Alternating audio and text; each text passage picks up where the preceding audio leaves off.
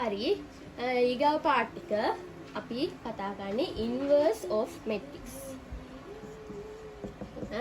matrix එකේ inverse එක හොයන විදිය තමයි බලන්න යන්නේ. ඒකට සූත්‍රයක් තියෙනවා. සූත්‍රය තමයි මේක. determinant of x වැඩි කරනවා adjoint of x. මෙතන x කියලා දාන්නේ උදාහරණයකට. මෙතන a ගේ අපිට හොයන්න තිබ්බොත් මේ හැමතැනටම එන්නේ a කියලා, b ගේ තිබ්බොත් b කියලා එන්නේ. ඉන්වර්ස් එක හොයන්න නම් අපි ඩිටර්මිනන්ට් එක දැනන් ඉන්න ඕනේ, ඇඩ්ජොයින්ට් එක දැනන් ඉන්න ඕනේ. හරි. එතකොට ඉන්වර්ස් එක හොයන්නේ මම කියන්නේ අර කලින් විදිහටම ඇඩ්ජොයින්ට් එක හොයා ගන්න ඕනේ, ඩිටර්මිනන්ට් එක හොයා ගන්න ඕනේ. ඊට පස්සේ මේ සූත්‍රයට ආදේශ කරන්න විතරයි අපිට තියෙන්නේ. දැන් අපි බලමු. හරි. ඊට පස්සේ අපි බලමු මේකෙන් ගානක් අපිට ලියන්න පුදුම ගානක්. A සමානයි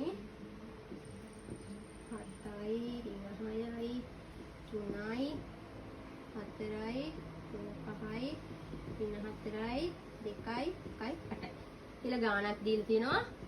අපිට කියනවා මේකේ find the inverse of A කියලා. A ගේ inverse එක හොයන්න කියලා තමයි කියන්නේ. අපි බලමු කොහොමද හොයන්නේ කියලා. මේක හොයන්න නම් අපි determinant එක හොයන් ඉන්න ඕනේ, adjoint එක හොයන් ඉන්න ඕනේ. ඒ නිසා මුලින්ම අපි A ගේ determinant එක හොයමු. හරි. මම කලින් කියලා දුන්නා කොහොමද determinant හොයන්නේ කියලා. දැන් මේක A ගේ determinant එක හොයනවා නම් 3 එකක් තියෙන්නේ. මෙහෙම කපලා මම කියලා දුන්නේ. ඒ විදිහට A ගේ determinant එක හොයාගෙන ඉන්න ඕනේ. වෙලා යන නිසා මම ඒක හදන්නේ නැහැ. එතකොට මේක මෙහෙම හැදුවම මෙතන උත්තරයක් එන්න ඕනේ 30යි කියලා. determinant එක 30ක් කියලා එන්න ඕනේ. හරි. ඊට පස්සේ determinant එක හොයලා අපි මෙයාගේ adjoint එක හොයන්න ඕනේ. adjoint එක කලින් part එකේ කරා cofactors 9 හොයලා ඊට පස්සේ cofactor එක හොයලා ඒක adjoint එකට හරවන්න ඕනේ. ඒ විදිහට මෙතනත් මේකේ adjoint එක හොයා ගන්න ඕනේ. ඒකෙම හොයාගත්තම adjoint එක එන්න ඕනේ මේ වගේ අගයක්. 51යි 9යි 40යි 9යි 40යි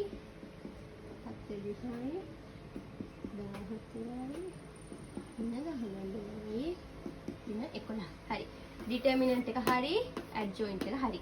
දැන් inverse එක හොයන්න යන්නේ. inverse එක හොයන්න කියන්නේ අපිට තියෙන්නේ මේකට ආදේශ කරන්න විතරයි. දැන් A ගේ inverse එක තමයි හොයන්න කියන්නේ.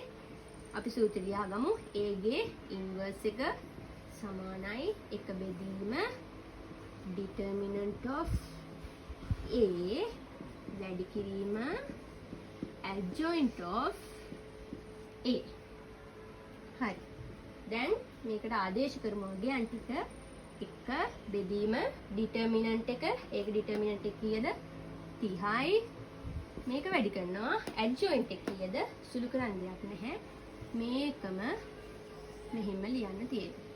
36යි 40යි 14යි 19යි 11යි 50යි 40යි 51යි 39යි අපි හොයාගත්ත A ගේ inverse එක. A ගේ inverse එක අපිට මේ විදිහට හොයාගන්න පුළුවන්.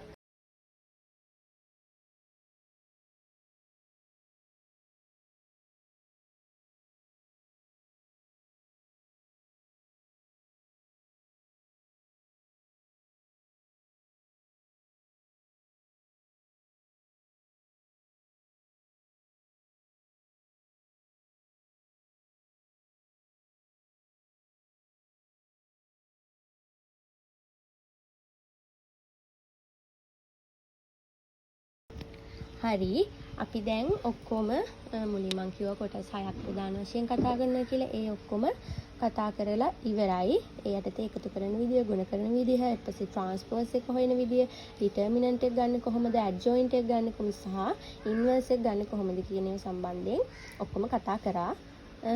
ඔච්චරයි මැට්‍රික්ස් පාඩම යටතේ තියෙන්නේ. මම හිතනවා ඔයාලට තේරෙන්න ඇති කියලා. මෙතනින් මේ පාඩම ඉවරයි.